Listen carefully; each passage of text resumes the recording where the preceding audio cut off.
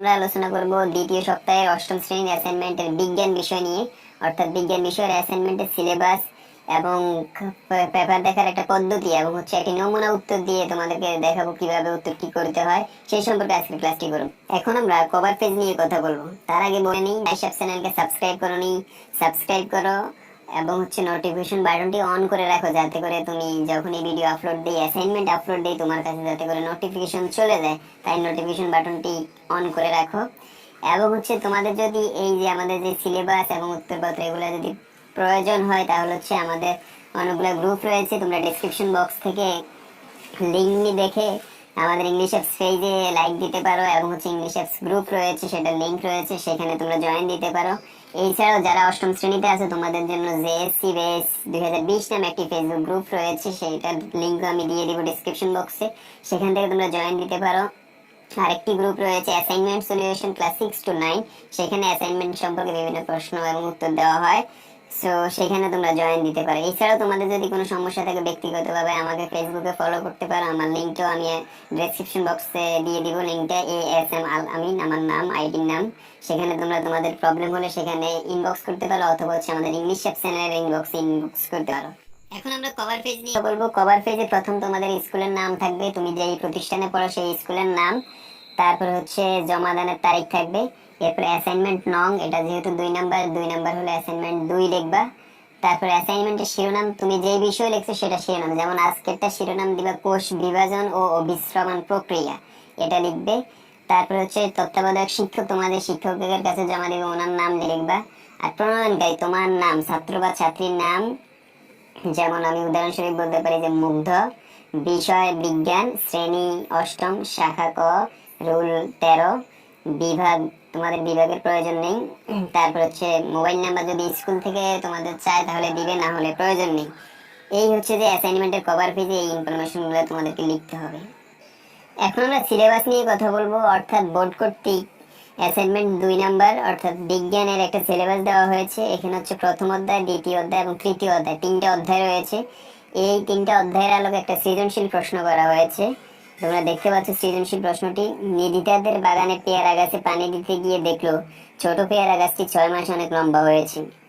সে তার মায়ের কাছে জানলো কোষ বিভাজনের কারণেই এমন হয়েছে। পরে মা গাছটিতে কিছু জৈব সার প্রয়োগ করলেন। মেয়ে মাকে জিজ্ঞেস করলো, তুমি মাটিতে সার দিচ্ছ, কিন্তু তা পাতায় পৌঁছাবে কি করে? মা জানালেন, এক বিশেষ প্রক্রিয়ার মাধ্যমে। এই উদ্দীপক। এটার আলোকে 4টা সৃজনশীল প্রশ্ন করা আছে, দেখতে পাচ্ছ। ক নাম্বার প্রশ্ন কোষ বিভাজন কাকে বলে? খ নাম্বার, মিওসিস কোষ বিভাজনকে হ্রাসমূলক বিভাজন বলা হয়, কেন? ব্যাখ্যা করো।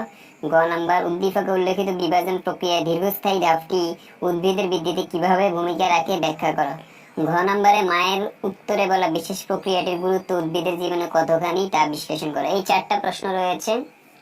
এর মধ্যে প্রথম 3টা প্রশ্ন দ্বিতীয় অধ্যায় থেকে কোষ বিভাজন থেকে করা হয়েছে, আর চতুর্থ প্রশ্নটি তৃতীয় অধ্যায় থেকে ব্যাপন অভিস্রবণ থেকে প্রশ্ন করা হয়েছে। তো এই খাতাটা কিভাবে দেখবে সেটার ক্রাইটেরিয়া সম্পর্কে বলা আছে, তোমরা দেখতে পাচ্ছ। মিওসিস কোষ বিভাজনের সংজ্ঞা সঠিকভাবে লিখতে পারা দক্ষতা। মিওসিস কোষ বিভাজনের বৈশিষ্ট্য জেনে সঠিকভাবে ব্যাখ্যা করার দক্ষতা। মাইটোসিস কোষ বিভাজনের মধ্যে ক্যারিওকাইনেসিস ধাপের প্রথম ধাপ প্রোপেজ জানতে পারলে উদ্ভিদের বৃদ্ধিতে কিভাবে ভূমিকা রাখবে তার সক্ষমতা যাচাই। উদ্ভিদের ব্যাপন অভিস্রবণ, উদ্ভিদের পানি ও খনিজ লবণ শোষণ ইত্যাদির উপর ধারণা নিয়ে প্রক্রিয়ার গুরুত্ব বিশ্লেষণ ও যুক্তিসম্মত ব্যাখ্যা প্রদান। এই বিষয়গুলো যদি ঠিক থাকে তাহলে তোমাকে ফুল মার্কস অর্থাৎ অতি উত্তম ক্যাটাগরি বা উত্তম ক্যাটাগরিতে রাখা হবে। তো এই বিষয়গুলোর উপর লক্ষ্য রেখে তোমরা উত্তরটি করবে। আর তার জন্য আমি একটা নমুনা উত্তর দেখাবো সৃজনশীলের, সেটার আলোকে তোমরা ধারণা নিয়ে বইটা পড়ে এই দ্বিতীয় এবং তৃতীয় অধ্যায় ভালো করে পড়ে এবং আমার নমুনা উত্তরটি দেখে অভিজ্ঞতা লাভ করে নিজের মতো করে উত্তরটি তোমরা লিখে স্কুলে জমা দিবে। কারণ প্রত্যেকেই আলাদা আলাদা উত্তর লাগবে, তাই এটা থেকে আইডিয়া নিয়ে তোমরা নিজেদের মতো করার চেষ্টা করবে, তাহলে সবচেয়ে ভালো হবে। আর যারা চ্যানেলটি এখনো সাবস্ক্রাইব করনি তারা অবশ্যই সাবস্ক্রাইব করবে এবং পরবর্তী অ্যাসাইনমেন্টগুলোর আপডেট পাওয়ার জন্য নোটিফিকেশন বাটনটি অন করে রাখবে। এখন আমরা সৃজনশীল প্রশ্নের একটি নমুনা উত্তর দেখাবো। প্রথমে যে প্রশ্নটি করা হয়েছে, কোষ বিভাজন কাকে বলে? এটার উত্তর যে প্রক্রিয়ায় জীবকোষের বিভক্তির মাধ্যমে একটি থেকে 2টি বা 4টি কোষের সৃষ্টি হয় তাকে কোষ বিভাজন বলে। এই প্রশ্নটির উত্তর তোমাদের বইতে সরাসরি পাইনি, এই প্রশ্নটির উত্তরটি হচ্ছে আমি উচ্চ মাধ্যমিকের বই থেকে নিয়েছি। তো হচ্ছে তোমরা যদি তোমাদের গাইডে বা অন্য কোথাও আরো সুন্দর সহজ পদ্ধতির কোনো সংজ্ঞা পাও তাহলে সেটাও ব্যবহার করতে পারবে। এটা হচ্ছে কোষ বিভাজনের সংজ্ঞা। অবশ্য কোষ বিভাজনের সংজ্ঞা সব বইতে প্রায় একই রকম। কেউ যদি চাও একটু বিস্তারিত লিখতে চাও সেটাও পারবে, যেহেতু ক নাম্বার প্রশ্ন তাই আমি একটু 2 লাইনের মধ্যে শেষ করার চেষ্টা করেছি। খ নাম্বার প্রশ্নটি ছিল মিয়োসিস কোষ বিভাজনকে হ্রাসমূলক বিভাজন বলে কেন। এটার উত্তরটি হচ্ছে মিয়োসিস কোষ বিভাজনকে হ্রাসমূলক বিভাজন বলে অভিহিত করা হয়। এই বিভাজনে মাতৃকোষের নিউক্লিয়াসটি পরপর 2 বার বিভাজিত হলেও ক্রোমোজোমের বিভাজন ঘটে মাত্র 1 বার। ফলে অপত্য কোষে ক্রোমোজোম সংখ্যা মাতৃকোষের অর্ধেক হয়ে যায়। মিয়োসিস কোষ বিভাজনে ক্রোমোজোমের সংখ্যা অর্ধেক হ্রাস পায় বলে একে হ্রাসমূলক বিভাজন বলা হয়।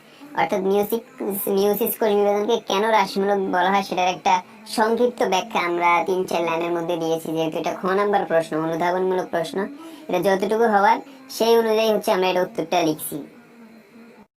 গ নম্বর প্রশ্নটি ছিল উদ্দীপক উল্লেখিত কোষ বিভাজনটি কোষ বিভাজনের দীর্ঘস্থায়ী প্রক্রিয়া কিভাবে সহযোগিতা করে সেটা ব্যাখ্যা করার জন্য। তো সেটার আমরা সংক্ষিপ্তভাবে একটা উত্তর সাজিয়েছি। তোমরা আরেকটু বড় করে নিজেদের মতো করে বই থেকে, বইয়ের আলোকে হচ্ছে এবং বিভিন্ন গাইড এবং আমাদের উত্তরপত্রের নমুনা থেকে সহযোগিতা নিয়ে নিজেদের মতো করে একটি উত্তরটা নিয়ে, অবশ্য বিজ্ঞানের উত্তরপত্রগুলো প্রায় সেম, কিন্তু এখান থেকে হচ্ছে যে তোমরা ছোট বড় করতে পারবে তোমাদের মতো করে। তো দেখো লেখা আছে মাইটোসিস কোষ বিভাজনের ফলে পেয়ারা গাছটির দৈর্ঘ্য বৃদ্ধি পেয়েছে। এই কোষ বিভাজন প্রক্রিয়া দীর্ঘস্থায়ী ধাপ হলো প্রোফেজ। কোষ বিভাজনের এই ধাপে কোষের নিউক্লিয়াসের আকার বড় হয়। পানি বিয়োজনের ফলে নিউক্লিয়ার জালিকা ভেঙে কতগুলো নির্দিষ্ট সংখ্যক আঁকামাকা সুতার মতো অংশের সৃষ্টি হয়। এগুলো হলো ক্রোমোজোম। এরপর প্রতিটি ক্রোমোজোম লম্বালম্বিভাবে বিভক্ত হয়ে 2টি ক্রোমাটিড গঠন করে। এগুলো সেন্ট্রোমিয়ার নামক একটি বিন্দুতে যুক্ত থাকে। তাই মাইটোসিস কোষ বিভাজনের দীর্ঘস্থায়ী প্রক্রিয়ার মধ্যে সহযোগিতা করে। চতুর্থ প্রশ্নটিতে আমরা দেখতে পেয়েছি উদ্দীপকের মধ্যে মাকে মেয়ে প্রশ্ন করলো যে তুমি সার দিচ্ছ মাটিতে, কিন্তু সেটা গাছের পাতায় কিভাবে পৌঁছবে। তো তখন মা বললো এটা একটা বিশেষ প্রক্রিয়ার মাধ্যমে হবে। তো সেই প্রক্রিয়াটা কি সেটা সম্পর্কে ব্যাখ্যা করার জন্য বলা হয়েছে। সেই প্রক্রিয়াটি হচ্ছে আমরা লিখছি উদ্দীপকের প্রক্রিয়াটি হলো অভিস্রবণ প্রক্রিয়া। উদ্ভিদের ক্ষেত্রে এই প্রক্রিয়ার গুরুত্ব অপরিসীম। নিম্নের গুরুত্ব বিশদভাবে বর্ণনা করা হলো। পানিতে দ্রবীভূত বিভিন্ন খনিজ লবণ প্লাজমা পর্দা দিয়ে অভিস্রবণ প্রক্রিয়া কোষের মাধ্যমে প্রবেশ করে বা বাইরে আসে। কোষের মধ্যে বিভিন্ন জৈব রাসায়নিক প্রক্রিয়াগুলো সচল রাখার জন্য অভিস্রবণের ভূমিকা খুব গুরুত্বপূর্ণ। 3 নম্বর, অভিস্রবণ প্রক্রিয়ার মাধ্যমে উদ্ভিদ এককোষী মূল রোম দ্বারা গঠিত থেকে মাটি থেকে পানি এবং পানিতে দ্রবীভূত খনিজ লবণ শোষণ করতে পারে। কোষের রসস্ফীতি ঘটে, কাণ্ড ও পাতাকে সতেজ ও খাড়া রাখতে সাহায্য করে। ফুলের পাপড়ি বন্ধ বা খুলতে পারে। এটা হচ্ছে অভিস্রবণ প্রক্রিয়ার গুরুত্ব, এবং হচ্ছে এই প্রক্রিয়ার কারণেই হচ্ছে মাটিতে সার দিলেও সেটা হচ্ছে গাছের পাতা পর্যন্ত পৌঁছায়।